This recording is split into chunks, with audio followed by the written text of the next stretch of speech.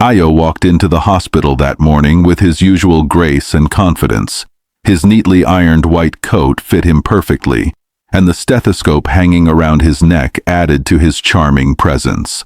His tall, athletic frame and smooth brown skin made him stand out in the crowd, and his warm smile was enough to brighten anyone's day. Welcome to Afrotales TV, your home for rich, exciting, and inspiring stories from around the world. Today's story will touch your heart and keep you hooked till the very end. If you're new here, please hit that subscribe button and turn on the notification bell so you never miss any of our amazing stories. As he strolled through the reception, the patients sitting in the waiting area turned their heads to look at him. Some of the older women whispered to each other about how handsome he looked, while a little boy waved at him excitedly. "Good morning, everyone," Ayo greeted, his deep, soothing voice spreading across the room.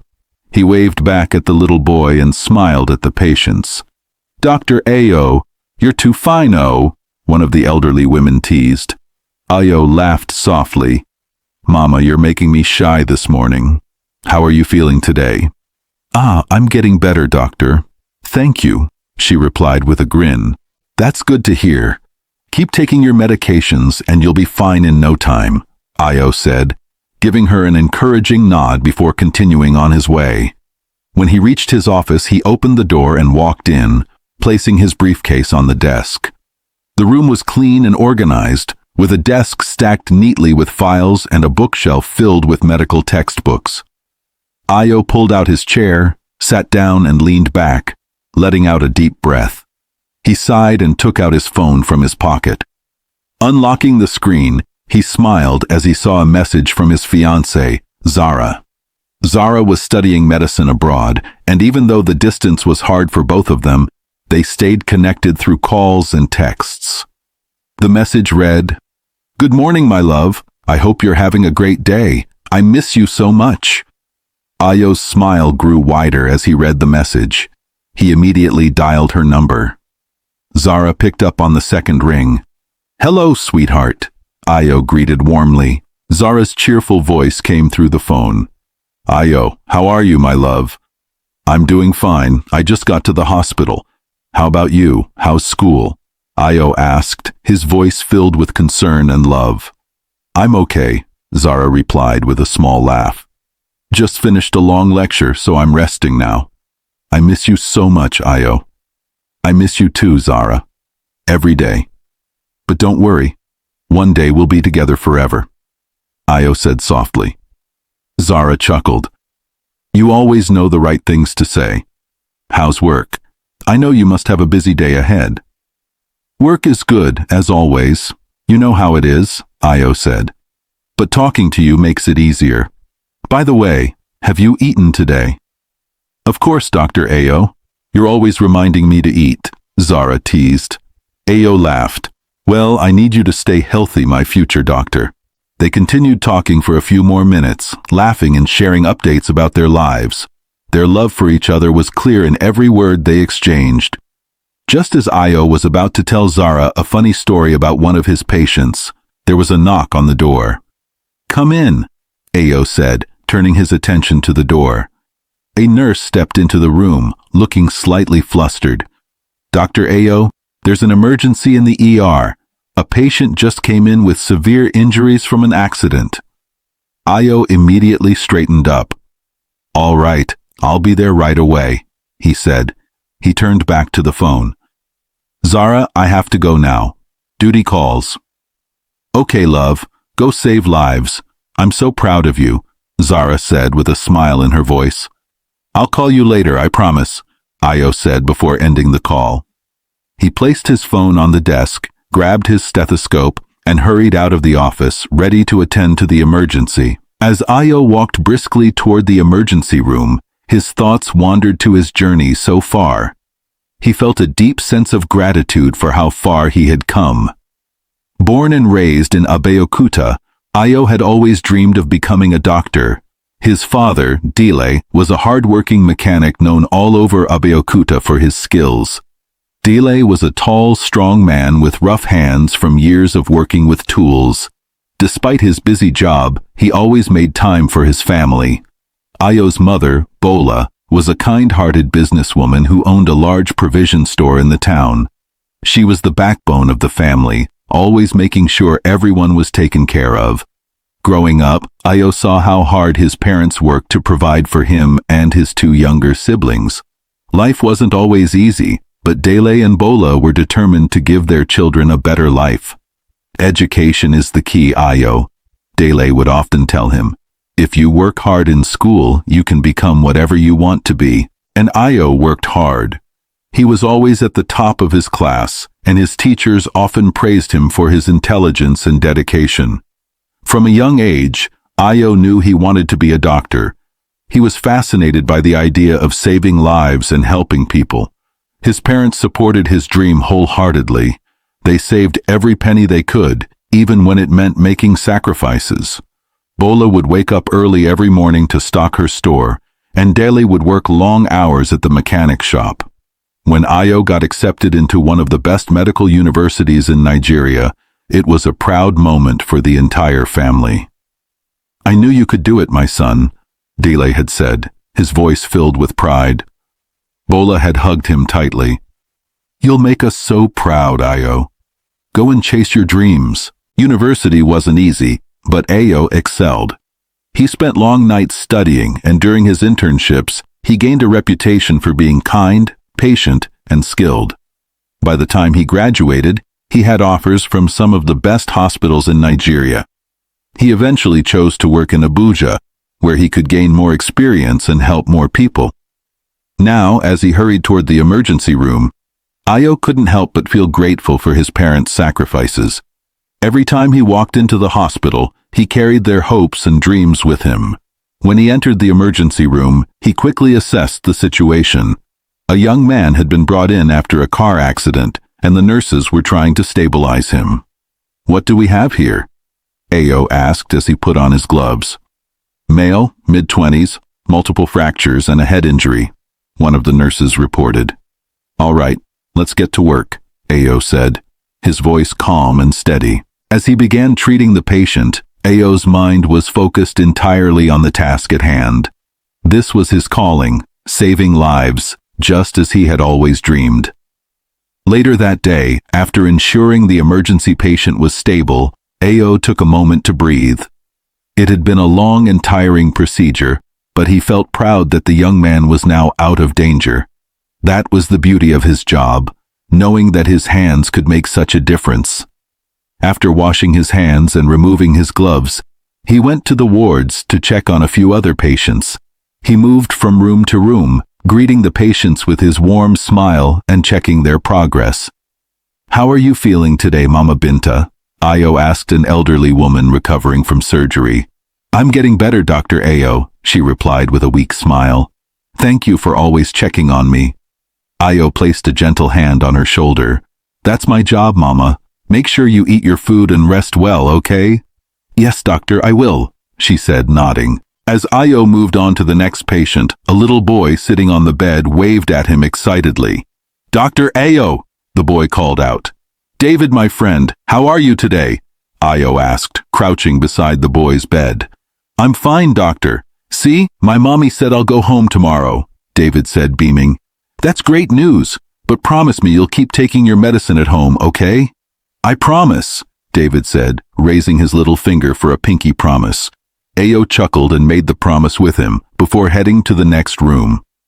He spent the next hour ensuring all his patients were recovering well and giving the nurses instructions where necessary. By the time he returned to his office, he was exhausted. He sank into his chair and leaned back, closing his eyes for a moment. His phone vibrated on the desk, and he smiled when he saw Zara's name. He quickly picked it up and called her. "Hey, sweetheart," he said as soon as she picked up. "Ayo, how's my favorite doctor doing?" Zara asked with a laugh. "I'm so tired," Ayo said, rubbing his temple. "It's been a busy day. I just finished checking on my patients." "Busy days are part of the job, love. You're saving lives. I'm so proud of you," Zara said softly. "Thank you," Ayo replied with a smile. "I just wanted to tell you about the emergency patient I handled earlier. It was a young man in a terrible car accident. His injuries were serious, but we managed to stabilize him. It feels good knowing he has a chance to recover. Zara sighed. You're amazing, Ayo. You've always been so hardworking and caring. That's one of the many reasons I love you. Ayo laughed. You're making me shy now. How about you? How was your day? Long lectures as usual, Zara said. But I'm learning so much. I can't wait to finish and join you in the hospital. Imagine us working together. That would be a dream come true, Ayo said. Anyway, I need to grab some food before heading home. I'll call you when I get there, okay? All right, love. Take care of yourself and don't skip meals, Zara said firmly. Yes, ma'am, Ayo teased before ending the call. Ayo stopped by a small restaurant near the hospital to grab some food. The aroma of freshly cooked jollof rice filled the air as he entered. Dr. Ayo, welcome, sir. The owner, Mama Nkechi, greeted him warmly. Good evening, Mama Nkechi, Ayo replied with a smile. What do you have for me today? Ah, everything is fresh. Jollof rice, fried rice, goat meat, chicken, name it, and I'll serve you, she said proudly. All right, give me jollof rice with goat meat, please, Ayo said, sitting down at one of the tables.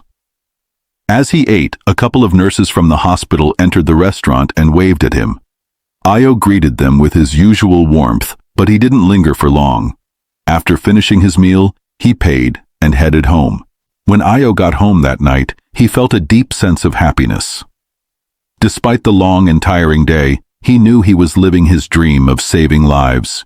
He changed into comfortable clothes and sat on the couch, scrolling through his phone. Just then, his phone rang. It was his mother, Bola. Hello, Mama, Ayo said, answering the call. My son, how are you? Bola's cheerful voice came through the phone. I'm fine, Mama. How are you and Papa? We're fine too, just here managing. How was work today? Bola asked. Work was good, Mama. Busy as usual, but I'm grateful, Ayo replied. Good, good. Make sure you're taking care of yourself, Ayo. Don't overwork yourself and don't forget to eat well.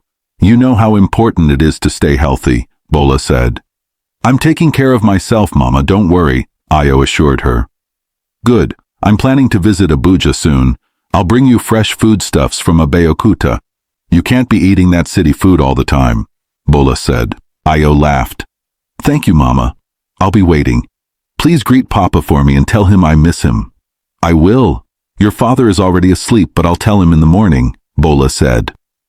After they ended the call, Ayo sat back and smiled. He felt so blessed to have such supportive parents. His thoughts wandered to his younger siblings. Toby, his younger brother, was studying engineering at a university in Lagos. Toby was smart, focused, and hardworking, just like their father. Then there was Purity, the youngest of the family and the only daughter. Purity was in her final year of secondary school and had big dreams of becoming an actor. Ayo remembered their recent conversation. Ayo, do you think I can really become an actor? Purity had asked during their last phone call. Of course you can, Ayo had replied. You're talented, Purity. Just work hard and follow your dreams. But you know how people say acting is not a real career, Purity said with a sigh. Don't listen to them, Ayo said firmly. If it's what you love, go for it. And remember, I'm always here to support you. They had laughed together, and Ayo had promised to visit her soon. As Ayo lay on his bed that night, he thought about his family and how much they meant to him. He was grateful for their love and support, and he knew he would do everything in his power to make them proud. With those thoughts in mind, he closed his eyes and drifted off to sleep, ready to face whatever the next day would bring. Life continued moving for Ayo. Each day, he walked into the hospital with the same warmth and dedication that had earned him the love and respect of his patients. He treated everyone with kindness, whether they were young, old, rich, or poor. It didn't matter to him. What mattered was that he was saving lives. But not everyone at the hospital was happy with Ayo's growing popularity. Among his colleagues, there were whispers and side glances. Some of the other doctors felt overshadowed by Ayo. Why is it always Dr. Ayo this, Dr. Ayo that? One of the senior doctors, Dr. Tunde, complained in the staff room one day. "It's like the patients don't see the rest of us." Another doctor, Dr. Fatima, shrugged. "It's not his fault. The patients love him because he treats them like family. We should all be like that." Dr. Tunde rolled his eyes. "I've been here for years, but it's Ayo they talk about. It's annoying." Ayo happened to walk into the room just as Dr. Tunde was complaining. He paused for a moment, realizing they were talking about him. Instead of getting angry, he walked over to them with a smile.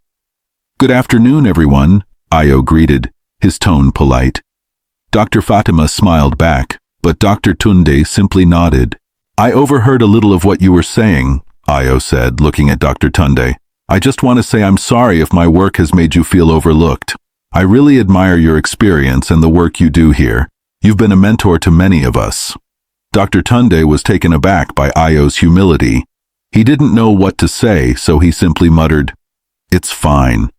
Ayo left the staff room, but his words stayed with Dr. Tunde. Despite the occasional tension with his colleagues, Ayo remained focused on his work.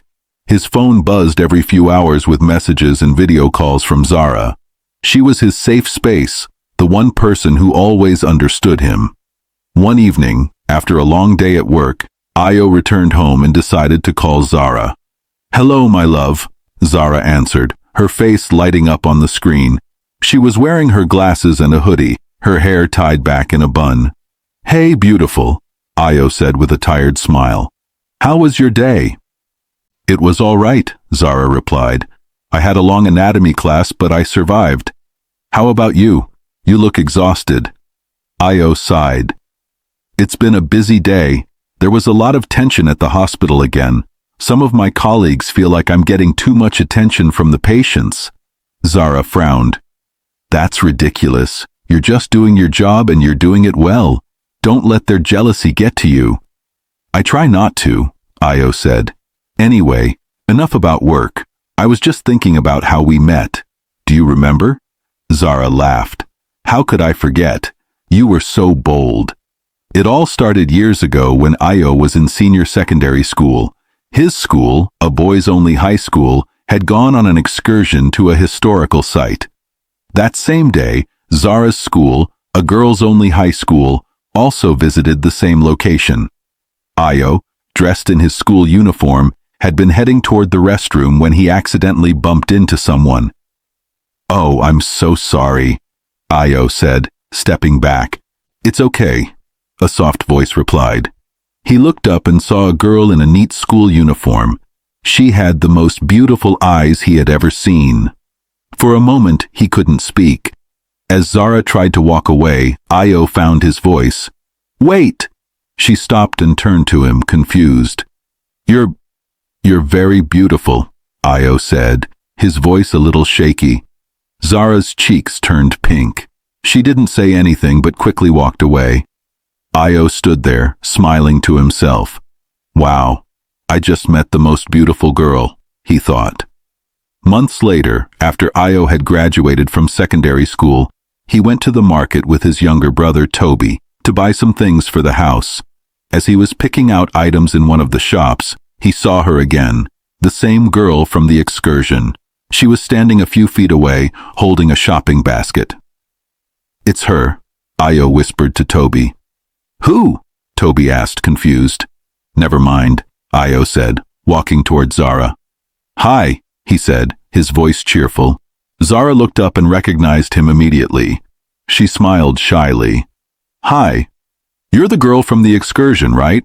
The one who ran away after I called her beautiful?" Ayo teased. Zara laughed softly. "I didn't run away." "Oh, you did," Ayo said with a grin. "But it's okay. I forgive you." They both laughed, and Ayo finally said, "Can I have your number?" Zara hesitated. "You're not going to call me all the time, are you?" "Of course not," Ayo said. "I'll only call when you say I can." Zara thought about it for a moment before handing him her phone. They exchanged numbers and she said, "Don't call unless I call you first." "Deal," Ayo said, smiling. From that day, they started talking, little by little. Ayo didn't rush her. He respected her boundaries and allowed their friendship to grow naturally. When Zara graduated from secondary school, Ayo surprised her by showing up at her house with a small gift, a notebook and a pen. "I thought you could use this as you prepare for university," he said. "Thank you, Ayo," Zara said, touched by his thoughtfulness. They remained friends for months, but their feelings for each other grew stronger. When Zara got admission to study medicine abroad, it was a bittersweet moment. "I don't want to leave," Zara had said tearfully. "You have to," Ayo replied. "This is your dream, Zara. I'll always support you." Before she left, they decided to make their relationship official. "Let's make this work, no matter the distance," Ayo had said. "I promise," Zara replied. Now, years later, Zara was in her final year of medical school, and Ayo had been working as a doctor for 2 years. Despite the distance, their love had only grown stronger. As they talked over the phone that evening, Zara said, "I can't wait to graduate and finally be with you, Ayo. This long-distance thing is hard." "I know," Ayo said softly, "but we've come this far. We'll make it, Zara. I'll be here waiting for you." "I love you, Ayo," Zara said, her voice filled with emotion. "I love you too, Zara. Always," Ayo replied. After ending the call, Ayo sat back and smiled. He knew they still had challenges ahead, but with love and determination, they could face anything together.